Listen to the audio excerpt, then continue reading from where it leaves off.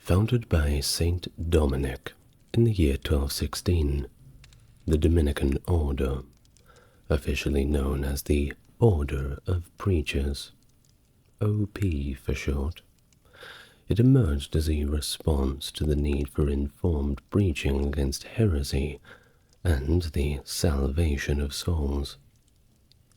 Characterized by their commitment to scholarship, education, and theological innovation, the Dominicans played a crucial role in the intellectual life of the Church, contributing significantly to the development of medieval theology and philosophy. The order's emphasis on poverty, preaching, and communal life underpinned its rapid growth all across Europe, where it established famous universities and became very influential in ecclesiastical and secular affairs. Hello there, welcome to the channel. Are you new here? If you are, good to meet you. And if you are coming back, it's great to have you back here again for another video. If you'd like to support the channel, links to the Patreon are in the description. Otherwise, we're trying to hit 6,000 subscribers, so a like, comment, and subscribe would definitely help us get there.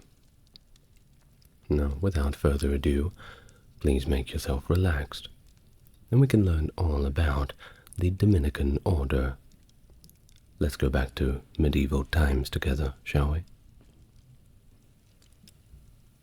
Dominic, a man deeply committed to his faith, took the decisive step of establishing the Dominican Order in the year 1215.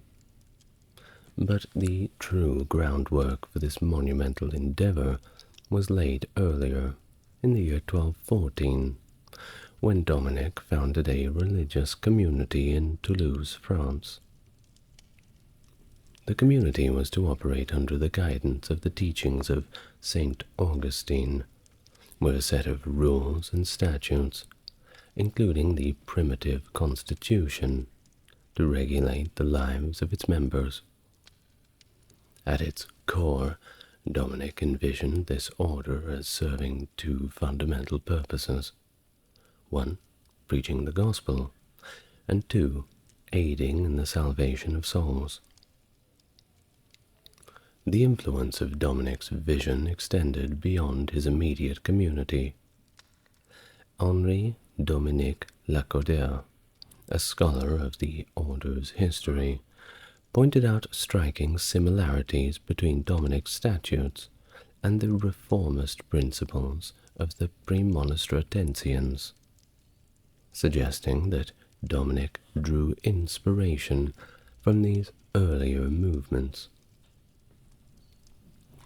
Dominic's initiatives gained official recognition in the July of the year 1215, when Bishop Fulques of Toulouse sanctioned his followers into an institutionalized form of religious life. This marked a significant departure from traditional pastoral practices within the Catholic Church. Now, Dominic's priests, his team of soldiers for God, if it will, were well educated in matters of theology, and they were to be organized and focused on the revolutionary task of preaching to the masses. Basically, go forth and spread the word.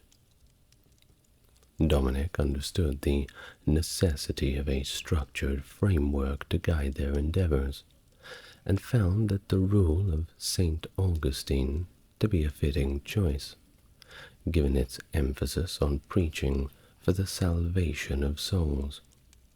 If you want to know more about St. Augustine, check out the Biographies playlist. I did an hour-long video on him. Quite interesting. Now, by adopting this rule, Dominic's followers positioned themselves as canons regular, distinct from the traditional monastic model. This designation allowed them to engage in active ministry while embracing a life of individual poverty. The formal approval of the Order of Preachers, remember that's the other name for the Dominican Order, came in December 1216, and January 1217 through papal bulls issued by Pope Honorius III, granting them the universal authority to preach, a privilege previously limited to local bishops. Central to the identity of the Dominican Order was its commitment to study, and I don't just mean a few hours once every Tuesday and Thursday night. No, they were serious. They wanted to build a kind of ecclesiastical, intellectual aristocracy, but without all the coin. Dominic firmly believed that effective preaching required a profound understanding of theology and scripture, and he made sure that anybody who was going out to do this task really knew their stuff. In August of 1217, he dispatched 7 of his finest followers to establish a priory in Paris, focused on scholarly pursuits and preaching. This marked the beginning of the order's tradition of establishing centers of learning across Europe, with additional foundations in Bologna, Valencia, Montpellier, and even as far as Oxford in England. Despite their primary focus on preaching and study, the Dominicans found themselves confronting new challenges with the advent of the Renaissance. While some members, like Dominici and Savonarola, resisted the secular influences of the age, others, like Francesco Colonna and Matteo Bandello, engaged with humanistic endeavors. Similarly, Dominican friars like Fra Angelico and Fra Bartolomeo made significant contributions to the artistic achievements of the Renaissance period. Dominic's vision for the Dominican Order extended beyond the realm of male brethren. By 1227, he and his followers had established female Dominican houses, such as the one at Brolay and other locations. These houses, dedicated to the religious lives of women, quickly gained popularity across Europe, and by the 14th century, there were a staggering 157 nunneries affiliated with the order. 157 of them. Well, these nunneries were scattered throughout Europe, in countries like Italy, France, Spain, Germany, Bohemia, Hungary, and Poland. Now, in particular, in Germany, many of these houses had previously been inhabited by communities of women known as beguines.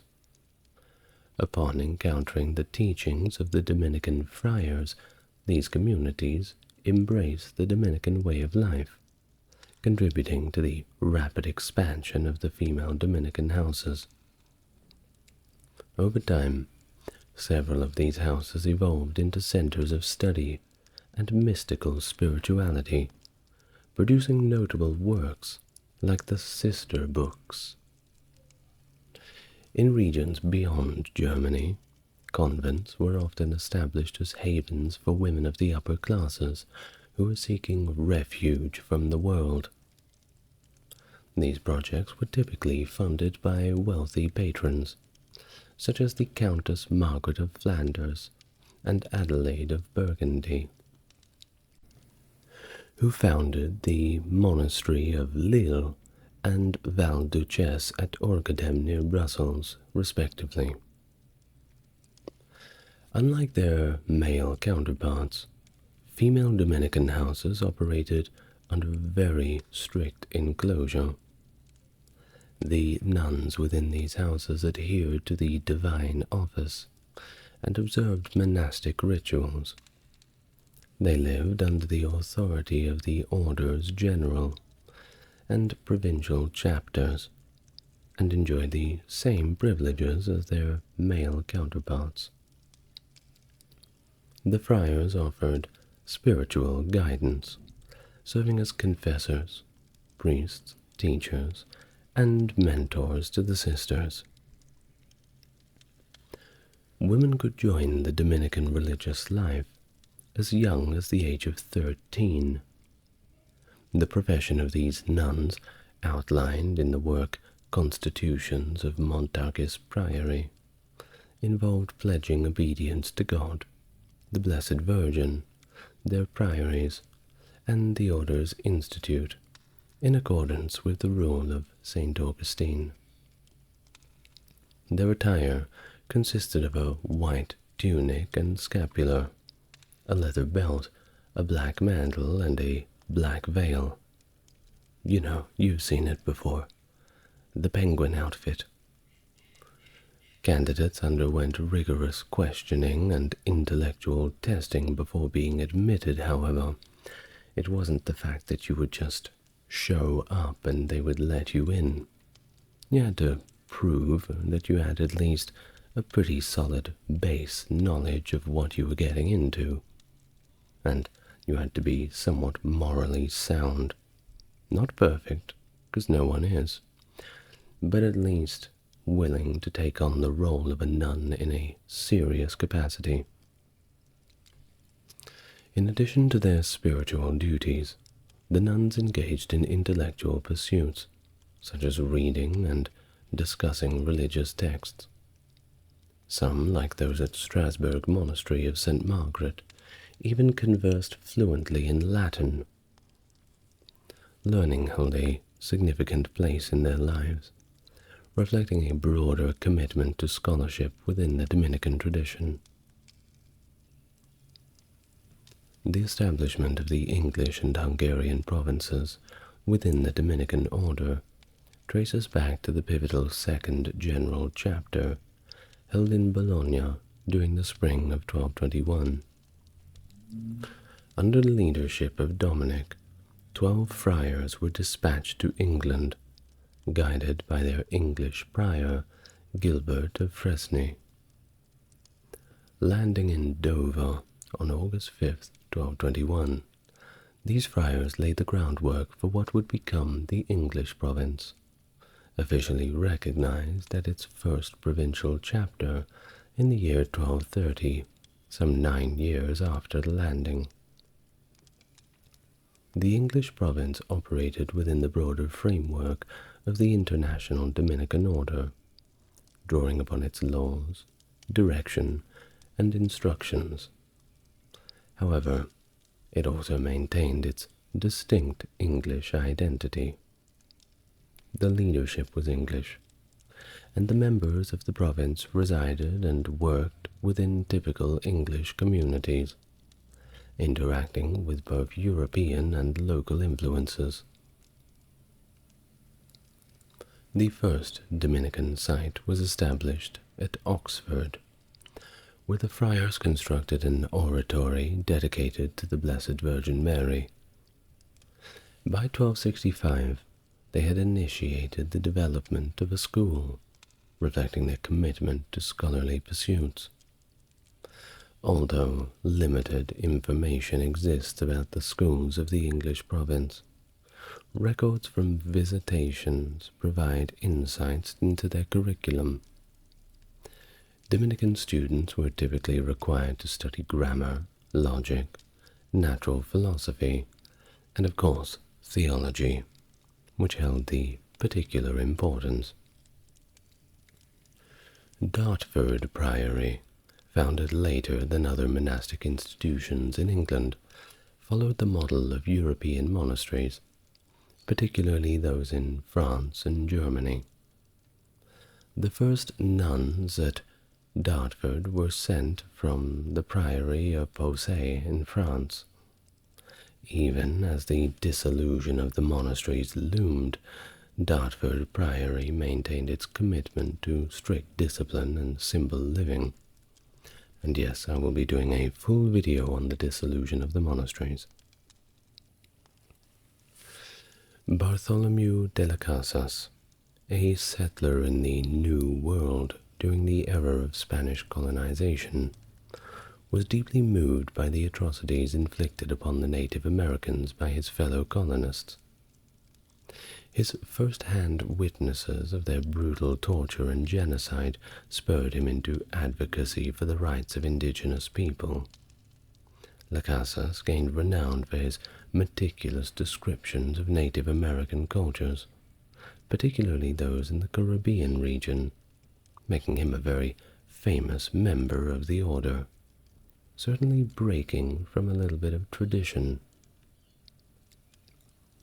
Here's another one, Gaspar de Cruz, active across the Portuguese colonial empire in Asia during the 16th century, holds the distinction of being the first Christian missionary to preach in Cambodia, albeit rather unsuccessfully.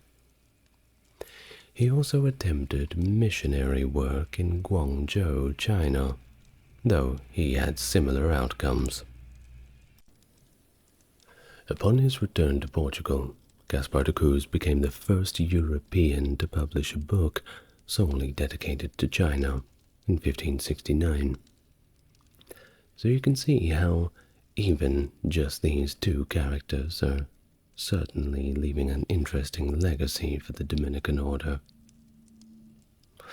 Now, on to the onset of the 16th century, which brought its own significant challenges, particularly with the advent of the Reformation. The spread of Protestantism resulted in the loss of 6 or 7 provinces in the numerous convents. However, the discovery of the New World, well, that provided a new frontier for the Dominican Order's activities. The 18th century witnessed several reform attempts within the order, albeit accompanied by a decline in membership. The upheavals of the French Revolution also dealt a severe blow to the order in France, leading to the dissolution or decline of many provinces. Despite all these challenges, the 19th century saw a steady number of Dominican friars, with figures never dropping below 3,500. By 1910, the order boasted over 4,000 members actively engaged in various activities. A significant revival moment occurred in France, spearheaded by figures like Jean-Baptiste Henri Lacordaire. The French province of the order was formally established in 1850, giving rise to a succession of prominent preachers and scholars. Now, during this period, the Dominican Order's doctrinal development flourished, with various institutions contributing to its intellectual pursuits. The establishment of schools and publications, such as the École biblique and archéologie française de Jerusalem, I believe it's study of biblical archaeology of Jerusalem. My French isn't so good. Now, that played a pivotal role in advancing biblical research and theological studies, and indeed the birth of archaeology was effectively a confirmation bias movement surrounded around the Old Testament. That's why everybody went to Egypt. They were looking for remnants of the people Moses led through the desert and all those Old Testament stories. Now, despite facing challenges during the Protestant Reformation, many Dominican convents managed to survive, and some of them even thrived. St. Ursula's in Augsburg, for example, founded numerous new houses during the upheaval. In the 19th century, after Napoleon's closure of the European convents, King Louis I of Bavaria restored religious orders of women within his realm, leading to the establishment of several third-order regular congregations of Dominican sisters. So it wasn't just like they had nowhere to go. Furthermore, the influence of the Dominican Order extended beyond the Catholic Church, influencing the formation of other orders, such as the Anglican Order of Preachers within the Anglican Communion. That's the English side of things. Now these orders, while inspired by the Dominican tradition and taking a lot of inspiration from it, certainly operated with their own distinct structures and also affiliations. Now, that's how it ended up, but let's rewind it a little bit. During the 13th and 14th centuries, in a period known as the Pax Mongolica, the Mongolian Peace, which brought relative peace and stability to vast regions of Europe and Asia, facilitated a movement of missionaries from the west to the east. Dominican friars, empowered by this newfound ease of travel, began spreading the gospel in lands they'd never even dreamed of. As early as the year 1225, Dominican friars were active on the Volga steppes, following the establishment of the Kipchak Khanate by Batu Khan. Pope Gregory IX furthered these efforts by dispatching missionaries to Persia and Armenia in 1240. Among the notable Dominicans engaged in these missions was Jordanus de Severac, who journeyed to Persia and later to India in 1321. His writings, including 2 letters to the friars of Armenia and a book titled Mirabilia, the Wonders of the East, provide valuable insights into his work and observations. And it's often overlooked because we have other characters like Marco Polo and Ibn Battuta who take up all of the cultural shelf space. But it's certainly worth a read. Go and have a look at this book, Wonders of the East, if you can find it. Ricold of Montecros, another Dominican missionary, traveled extensively in Syria and Persia during this period. His journeys took him from Acre to Tabriz and Baghdad, where he engaged in many theological debates with Nestorian Christians. Despite the challenges posed by the growing influence of Islam, Ricold and other missionaries persisted in their efforts to spread Christianity throughout the region. However, their endeavors were eventually thwarted with the expulsion of all Christian missionaries following the death of Timur in 1405. Well, by the 1850s, the Dominican Order had gained a significant presence in the Philippines, boasting 500,000 followers and establishing thriving missions in the Chinese province of Fujian and even in Tonkin, Vietnam. These missions saw thousands of baptisms each year, contributing to the spread of Christianity in the region. Of course, if you've watched my video on the Taiping Rebellion, you'll know that this isn't always a good thing, especially when it results in the death of 30 million people because one lad had misinterpreted scripture and thought he was Jesus' brother and started a rebellion. But go look up the video on that Chinese history playlist. Well, yes, they saw so many thousands of baptisms and support each year, and the influence of Christianity was spreading for better or worse.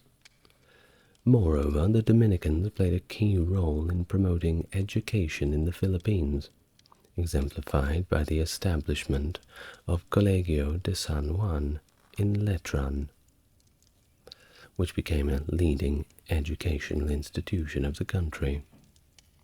Are you wondering why so many Filipinos are Christians to this very day? Well, that's because of the Dominicans.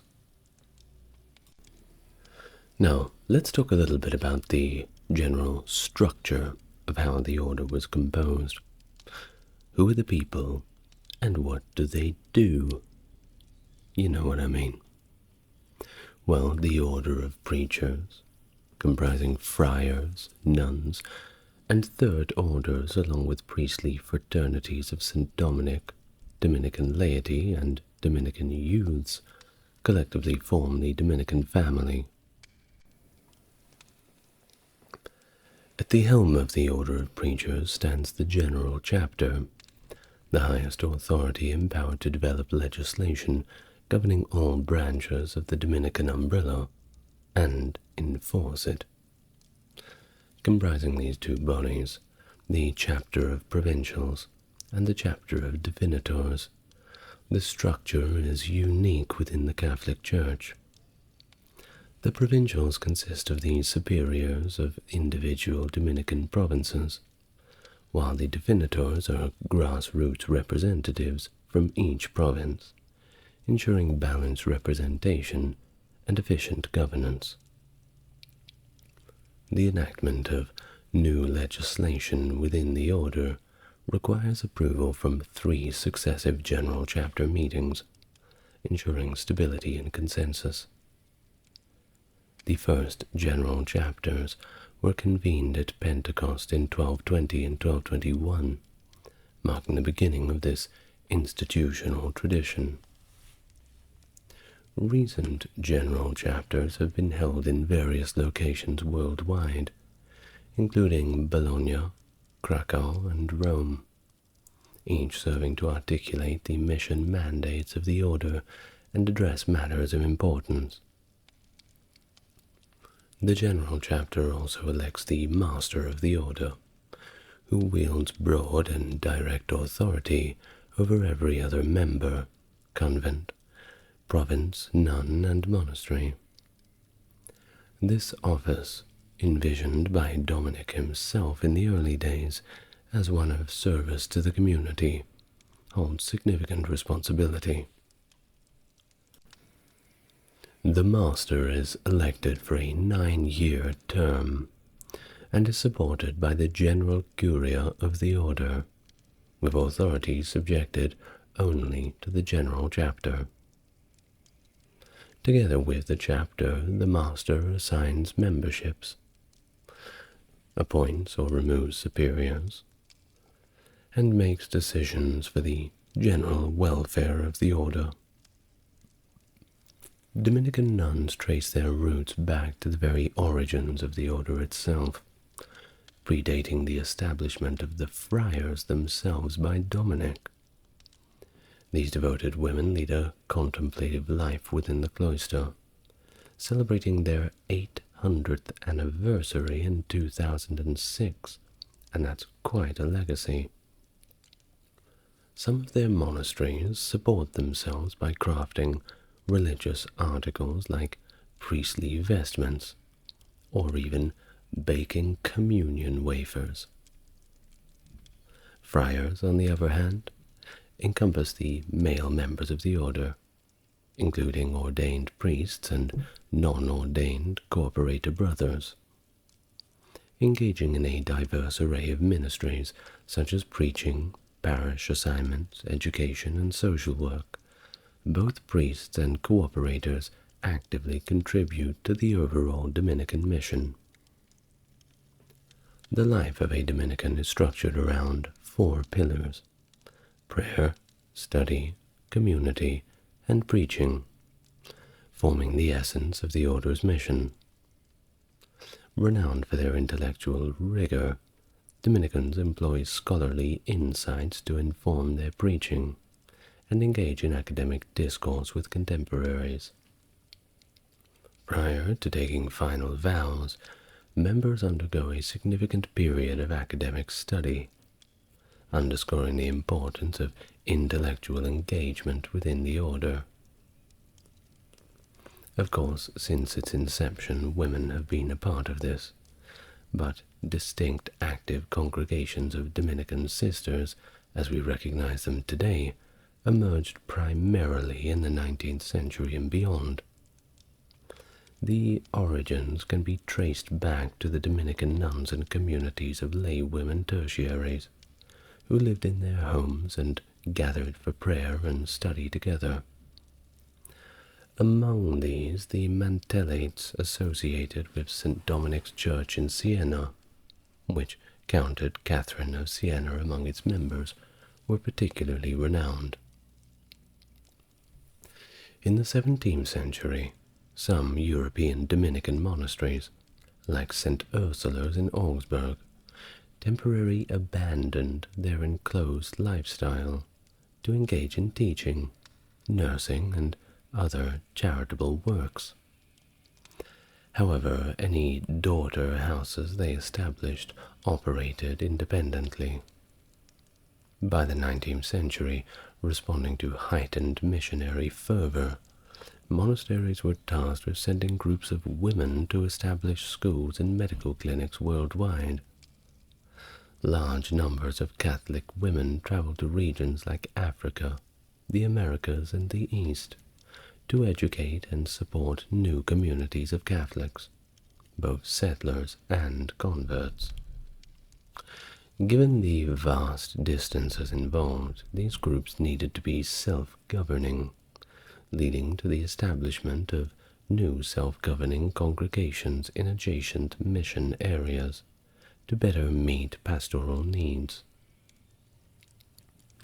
Following the 19th century growth, another surge in membership was in the 1950s, and there are currently 24,600 sisters belonging to 150 Dominican religious congregations spread across 109 countries, affiliated with Dominican Sisters International. Similar to the friars, Dominican sisters adhere to 4 core values, known as the four pillars of Dominican life, that being community life, common prayer, study, and service. The founder, Dominic, termed this fourfold pattern of life holy preaching. Notably, the renowned artist Henri Matisse was deeply moved by the care he received from the Dominican sisters, leading him to collaborate on the design and interior decoration of their Chapelle du Sainte-Marie du Rosaire in Vence, France. The priestly fraternities of St. Dominic are composed of diocesan priests who are formally affiliated with and considered the true members of the Dominican Order. These priests adhere to a rule of life that they profess, and they strive for evangelical perfection under the overall guidance of the Dominican friars. The origins of the priestly fraternities can be traced back to the Dominican Third Order Secular, which historically included both priests and laypersons as members. However, the priestly fraternities now exist as a distinct association from the laity, with their own unique rule to follow. Despite this separation, they continue to be guided by the Dominican Order in embracing the spirituality of St. Dominic within the specific context of the diocesan priesthood. In addition to the grace conferred by the sacrament of holy orders, which enables them to carry out the sacred ministry effectively, members of the priestly fraternities also receive spiritual support from their affiliation with the Dominican family. By professing the rule of the fraternities, they become part of the Dominican tradition and share in the grace and mission of the order, while the Dominican Order provides them with spiritual assistance and directs them towards their own sanctification, members of the priestly fraternities remain under the jurisdiction of their local bishop, allowing them to fully serve the needs of the local church. This balance allows them to integrate their Dominican spirituality with their ministry within the diocese. Lay Dominicans, also known as the Dominican laity, are governed by their own rule, the rule of the lay fraternities of St. Dominic, which was promulgated by the Master in 1987, so quite recent. This rule is the fifth in a series, with the first being issued in 1285. In addition to the rule, the lay Dominicans are guided by the fundamental constitution of the Dominican laity, along with general directories and statutes provided by their respective provinces. According to their fundamental constitution, lay Dominicans have a distinctive character in both their spirituality and their service to God and neighbor. As members of the Dominican Order, they participate in its apostolic mission through prayer, study, and preaching, adapting these activities to the state of the laity. Pope Pius XII, in his address to the Third Order of St. Dominic of 1958, emphasized the importance of lay Dominicans seeking a deeper knowledge of God and his works, as well as the refinement of Christian attitudes derived from this knowledge, beyond simply accepting the Catholic faith and observing the commandments. Two prominent saints among lay Dominicans are Catherine of Siena and Rose of Lima, who lived ascetic lives in their family homes, but exerted significant influence within their societies. In addition to lay Dominicans, there is a growing number of associates who share the Dominican charism. Dominican associates include Christian men and women from various backgrounds and life situations, such as married, single, divorced, and widowed individuals, as well as clergy members and laypersons. Associates are drawn to and called to live out the charism and mission of the Dominican Order without taking vows. Instead, they make a commitment to be partners with vowed members and to share mission and charism of the Dominican family in their own lives, families, churches, neighborhoods, workplaces, and cities. Associates are often associated with a particular apostolic work of a congregation of active Dominican sisters. The Dominican emphasis on learning and charity sets it apart from other monastic and mendicant orders. As the order expanded through Europe, these values remained central to the identity of both friars and nuns. However, when the order reached England, additional specialized characteristics were added, influenced by figures like Humbert of Romans. Humbert of Romans, who served as the Master General of the order from 1254 to 63, was known for his administrative skills, preaching prowess, and literary contributions.